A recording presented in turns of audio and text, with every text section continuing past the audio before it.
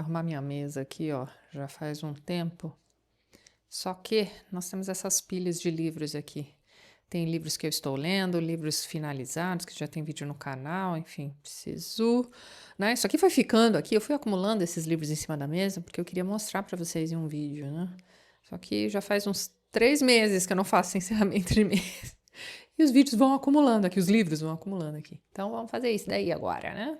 Mostrar esses livros e na sequência tudo será diferente. Esta mesa será devidamente arrumada. Bora lá.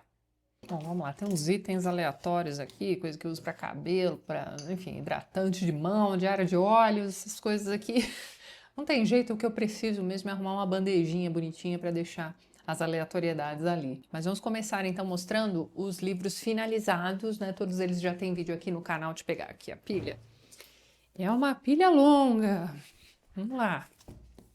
Vamos de cima para baixo ou de baixo para cima?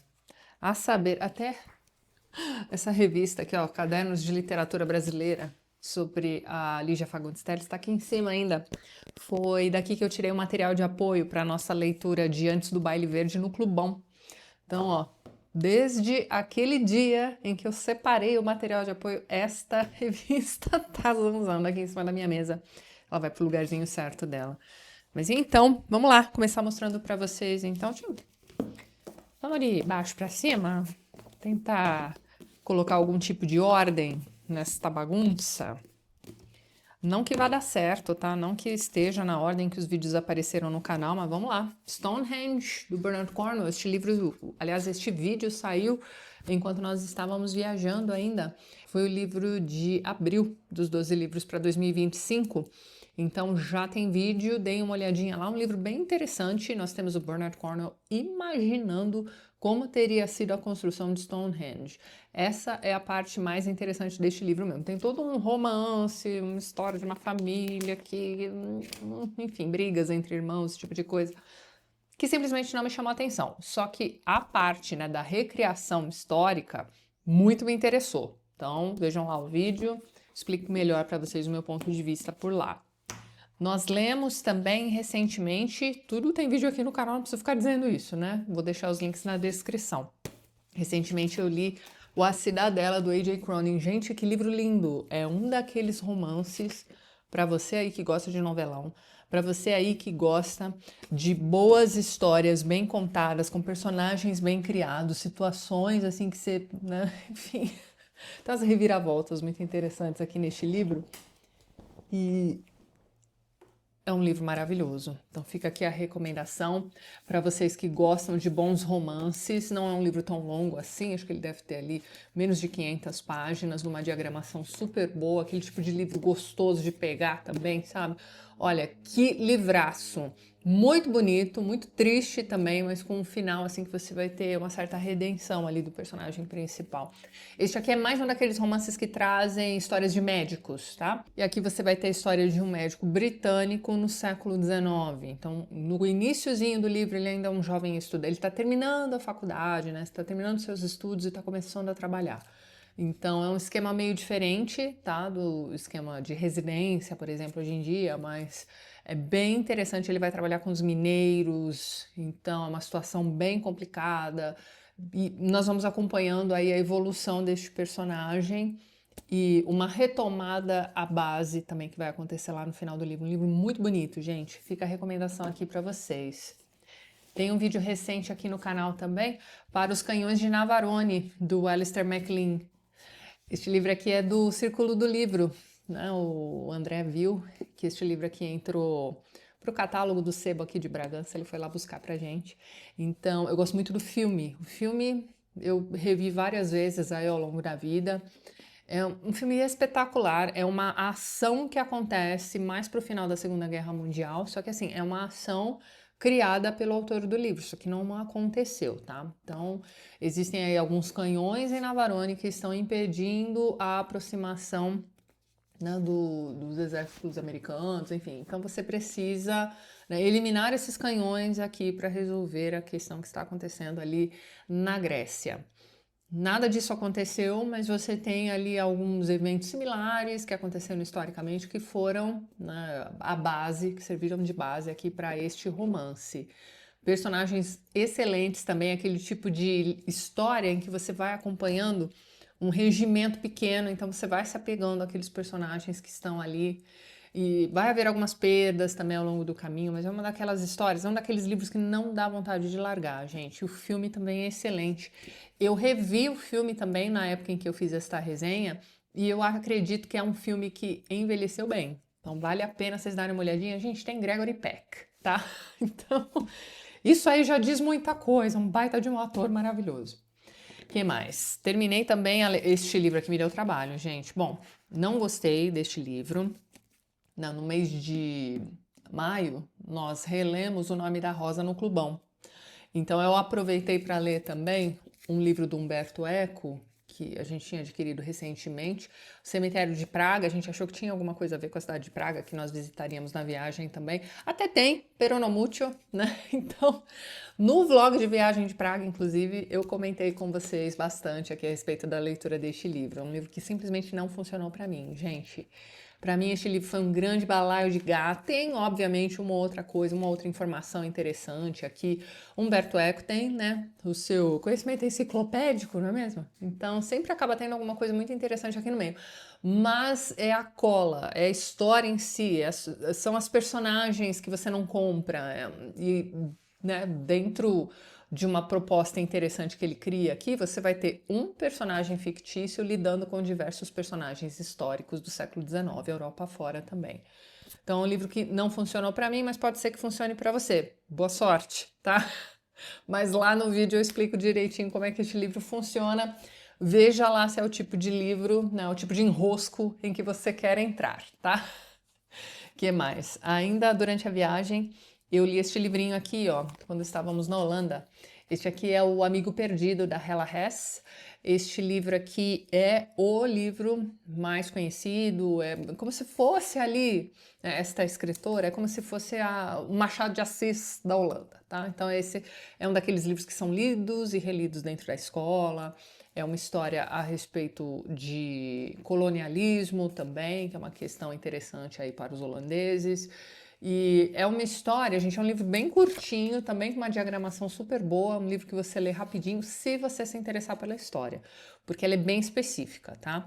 Então, é um livro de interesse específico, com uma história que também não é tão agradável de se ler, é uma história de amizade de infância, né, entre um garoto e seu melhor amigo de infância, que era, na verdade, um filho de um colonizado, né? Então, é uma amizade que vai se modificando com o tempo, porque conforme eles vão crescendo, eles vão entendendo a situação entre eles. E existem alguns outros percalços que vão acontecendo também no desenvolvimento desses dois meninos, eles vão se afastando, por isso o título do livro. A história parece interessante para você, então leia, tá? Mas veja lá o vídeo, este comentário a respeito deste livro está no vlog de viagem de Amsterdã, tá? Então vamos lá. Continuando antes da viagem, este aqui foi o vídeo que eu preparei, inclusive no avião, indo para a Europa, que foi o meu vlog de leitura, né? Quando eu finalmente voltei a fazer vlogs aqui para o TLT. E aí a leitura mais aleatória da face da Terra, gente, foi o livro que eu peguei para ler naquela semana, que foi então o Rambo. Este livro aqui saiu pela Pipoca Nanquim faz pouco tempo, mas nós já tínhamos aqui em casa há bastante tempo o First Blood, né, que é o livro original aqui do David Morrell.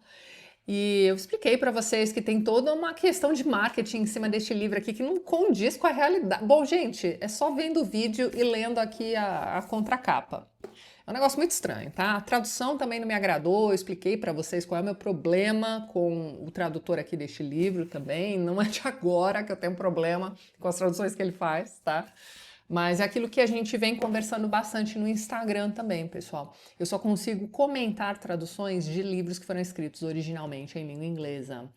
Livros que foram escritos em outras línguas, realmente, né, infelizmente, não posso ajudá-los. Mas com relação a este livrinho aqui, tem algumas coisas a dizer a respeito, né, sobre este livro, então vejam lá o vlogzinho. Eu vou precisar fazer uma pausa estranha aqui na nossa conversa, porque eu preciso carregar o gimbal. Pronto. O gimbal tá me avisando aqui que a bateria tá acabando. Aê, deixa eu só voltar aqui e acertar. Muito bem. Acho que o enquadramento tá parecido com o início do vídeo, né? Não vai ficar tão esquisito assim. O livro de maio do Desafio dos 12 Livros para 2024 foi o incrível O Duelo do Chekhov. Na verdade, assim, incrível para mim, pessoal, porque eu gosto dessa temática e eu gostei muito do texto de apoio contido aqui no final deste livro, que é sobre a questão do duelo na literatura, que é um assunto que muito me interessa, principalmente na literatura russa. Então, para você que já está acostumado a ler aí os grandes romances do Dostoiévski, Tolstói, Turgenev, sempre tem um momento duelo que eu sempre acho maravilhoso. O desenvolvimento desses duelos geralmente são incríveis. E o único que eu li até hoje, eu pensei, cara, que duelo foi esse? Foi dentro do Adolescente, que foi o último romance do Dostoiévski que eu li e resenhei aqui no canal no comecinho do ano. Aquele duelo simplesmente não funcionou para mim, não me convenceu absolutamente nada ali. Mas é um livro do Dostoiévski que para mim soou problemático. É um livro dele que não funcionou para mim. Então dei uma olhadinha lá, mas enfim, aqui nós temos uma visão de Chekhov com relação a este duelo. Aqui o motivo deste duelo não poderia ser mais não necessariamente aleatório, mas vocês vão ver que eram duas pessoas ali que simplesmente, sabe, é simplesmente uma questão de duas pessoas que não se batem, sabe? Eles não precisavam nem conviver um com o outro, mas um incomodava deveras o outro e o outro resolve chamá-lo para um duelo. É basicamente isso que você vai encontrar aqui neste livro. E também, este aqui é um livro, pessoal, interessante do ponto de vista de quem gosta de acompanhar fofocas sobre a vida alheia. A gente sempre acha que a gente sabe tudo do outro. A gente sempre acha que a gente está acompanhando as contas certas sobre fofoca e que aquela pessoa sabe tudo de dentro. A gente não chega nem a pensar, mas pera lá, como é que você sabe? Você convive com aquelas pessoas? Você mora lá? Sabe? Não, a gente simplesmente aceita. E por que a gente aceita, né? Que a pessoa fala com veemência. Aí você acaba comprando aquilo ali. E você também acaba achando que você sabe tudo sobre aquela questão dentro da vida daquela pessoa. É uma coisa assim, bem, como é que vamos dizer? Não é nenhuma questão contemporânea. Não é nenhuma questão de, ai, né, é um assunto que envelheceu bem, ou nossa, como é atual.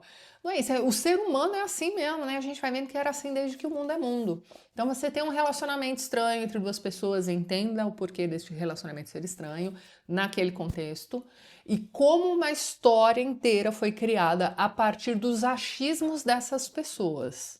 Tá?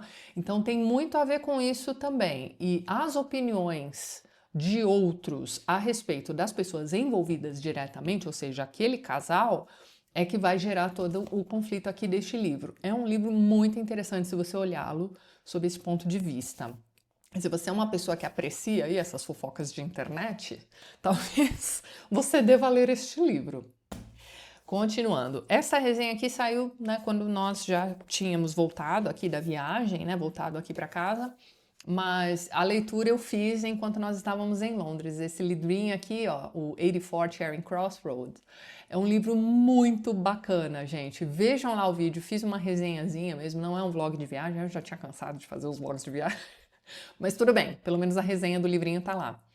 Livro bacanérrimo, gente, aquele tipo de livro que dá um quentinho no coração, é um romance epistolar propriamente dito, uma troquinha de cartas mesmo. E aqui você tem a continuação, porque o Charing Cross Road fez tanto sucesso que a autora faz uma viagem para Londres, né? E aí você tem o diário de viagem dela que se chama The Duchess of Bloomsbury. Então ela faz essa viagem para Londres e ela vai colocando aqui todos os pontos dela, todos os lugares turísticos que ela visitou, enfim, tudo que ela fez, é o diário de viagem mesmo, propriamente dito.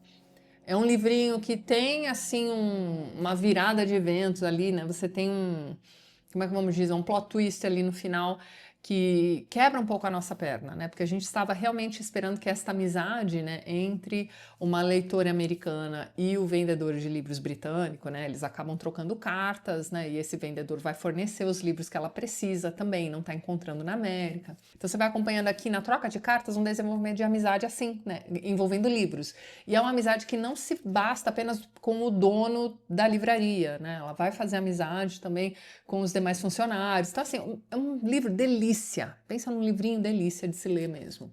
E existe um filme também baseado neste livro, que é muito bacana, vale muito a pena. Passava muito na sessão da tarde, mas é um filme que, né, já está bastante envelhecido, então eu não sei se hoje em dia esse filme ainda passe por aí, mas é muito fácil de encontrar aqui no YouTube mesmo. Vocês podem assistir o filminho na íntegra, até dublado, tá?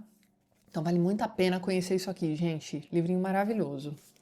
O Que mais? Aí, né, pra gente balancear esta vida entre livrinhos maravilhosos e livrinhos problemáticos, minha última resenha negativa aqui no canal, como você deve saber, foi sobre Tudo é Rio, de Carla Madeira.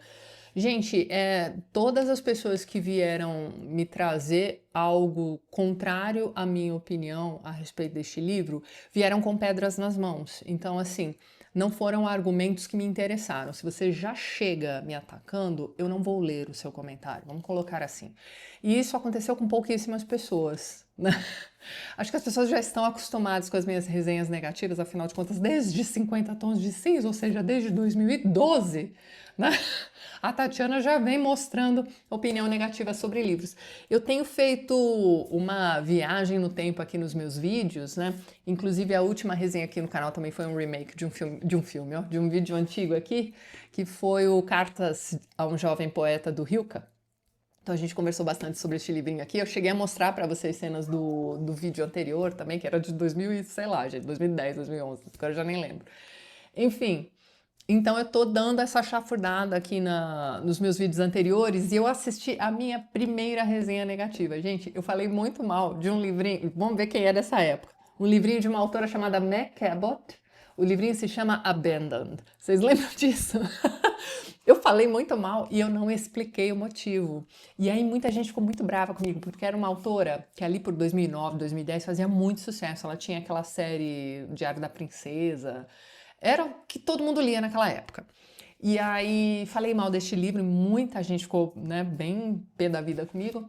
Mas as reclamações fizeram muito sentido para mim na época, porque eles diziam assim: ah, você só atacou, você não explicou o motivo para você não ter gostado e ter atacado o livro. E eu falei, tá bom. Então, o vídeo seguinte foi explicando tudo que eu tinha visto de errado no livro. E aí os ânimos meio que se acalmaram. Ainda tinha, né? Gente, eu tenho hater na internet desde essa época, tá? Tem gente que acha que tem a ver com cancelamento. Não tem, não, tá? Então, aí eu revi este vídeo e eu me lembrei direitinho como foi que eu comecei a fazer as minhas resenhas negativas. É uma coisa que, dentro da comunidade de pessoas que falavam sobre livros no YouTube, não era muito comum. Então, o pessoal sempre preferiu, por que eu vou falar mal de um livro? Prefiro falar bem, prefiro incentivar a leitura de livros que eu gosto, né, do que falar mal das... Parece que livro é uma coisa intoncada que você não pode falar mal. E eu sempre fui na contramão disso. Então, não começou agora, não começou com Carla Madeira, começou há muito tempo atrás, tá? O último livro que teve review negativa aqui no TLT foi Biblioteca da Meia-Noite, acho que foi lá para março, abril. Enfim, lemos este livro aqui, gente. Não sei nem se dá pra gente chamar isso aqui de livro, né? Vocês vejam lá a minha resenha. Sim, eu li trechos problemáticos, sim, eu fui chamada de deselegante por pessoas, né? Leitores contumazes também. Eu não acho que, que eu deva me preocupar com deselegância falando de um livro como este aqui. Eu acho que a gente precisa ser deselegante quando a gente ataca esse tipo de absurdo literário, tá? Então, vocês vão me desculpar, mas todas as vezes em que eu precisar ser deselegante para destruir mitos como isto aqui é bom, isso será feito, tá bem? Então tá. E aí, na sequência, nós conversamos sobre um livrinho, né, como eu disse para vocês, um livrinho maravilhoso, né, o Cartas a um Jovem Poeta. E aqui nós temos um livrinho que engrandece, um livrinho que aquece a alma novamente, um livrinho que, né, te proporciona momentos de reflexão genuína e que te fazem melhor. É o tipo de livro do qual você sai querendo não necessariamente ser uma pessoa melhor, gente, não é isso, mas você quer pensar sobre aquilo que está sendo dito, e é um livro tão lindo, né? O Rilke escreve de um jeito tão bonito, então é aquele tipo de livro que te engrandece enquanto você está lendo.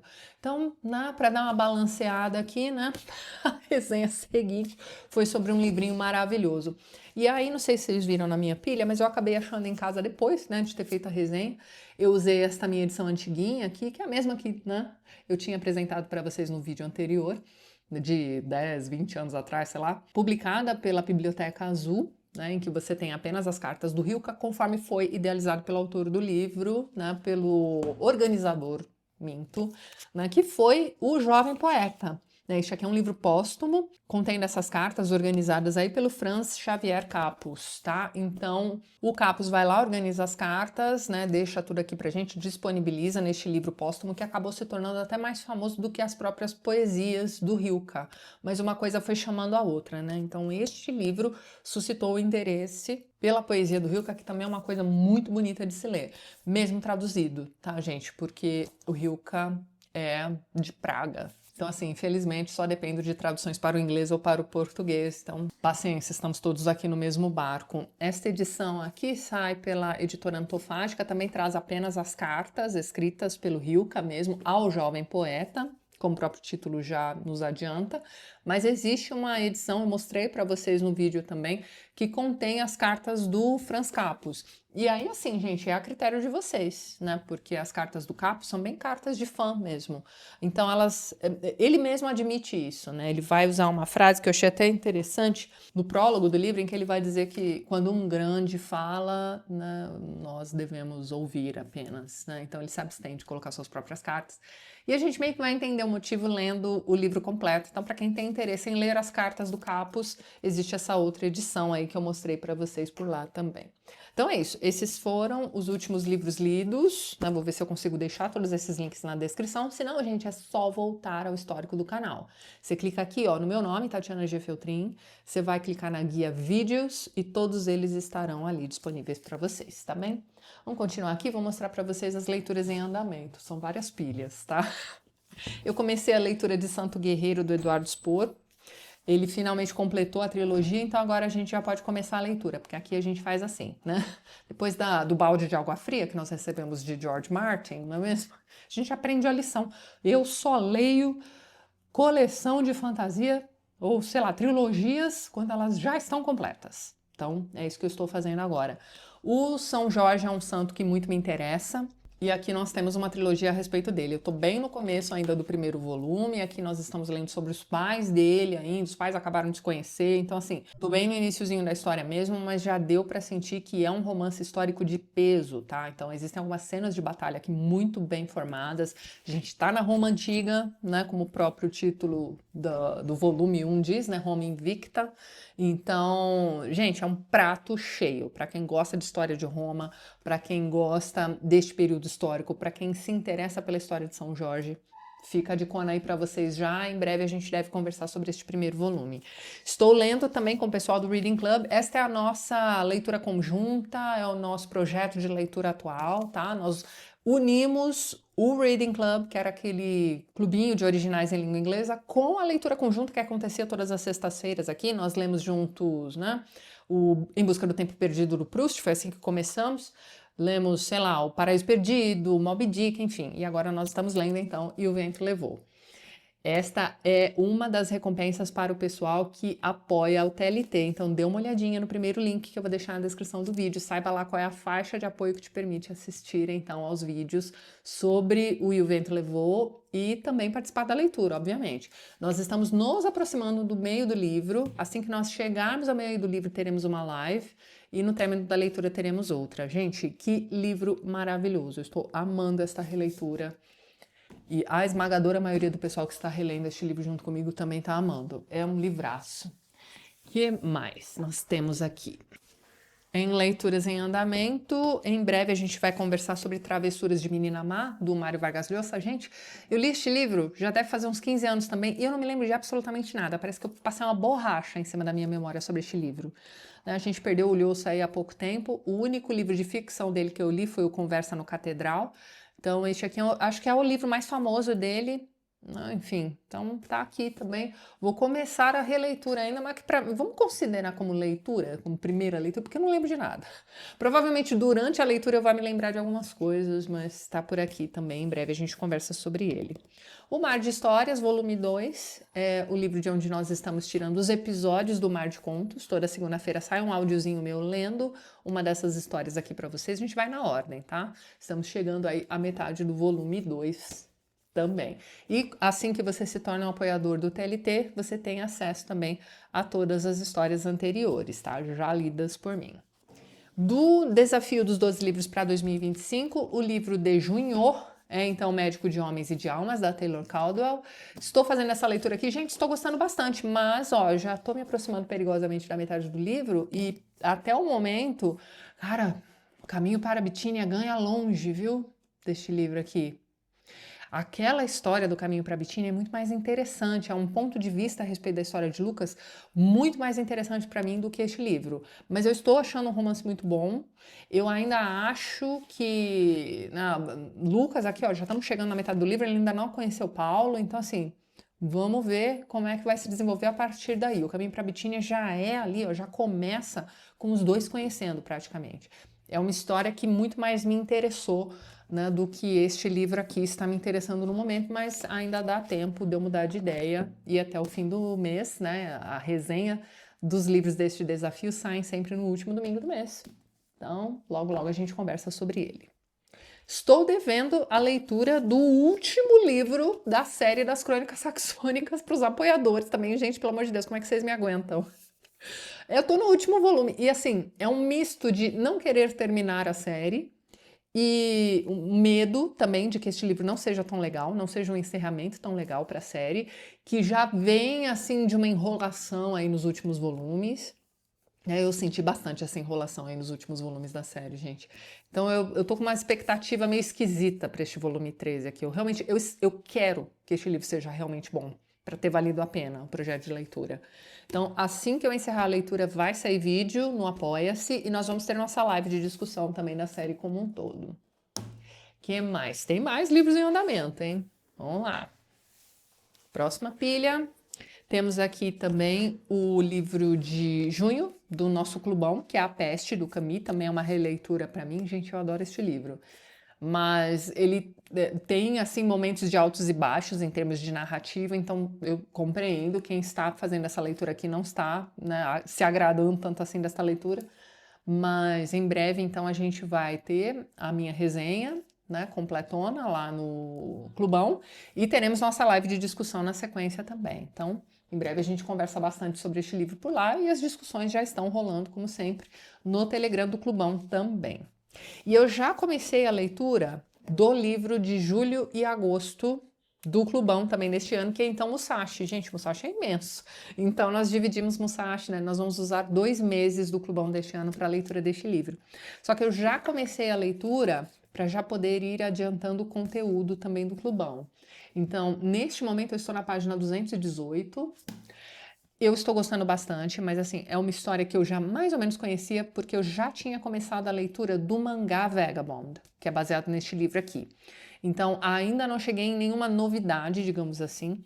Então, para mim, esta linguagem de história de herói japonês, né, de samurai japonês, enfim, são histórias que eu já tenho costume de ler por conta dos mangás. Então, estou adorando este livro.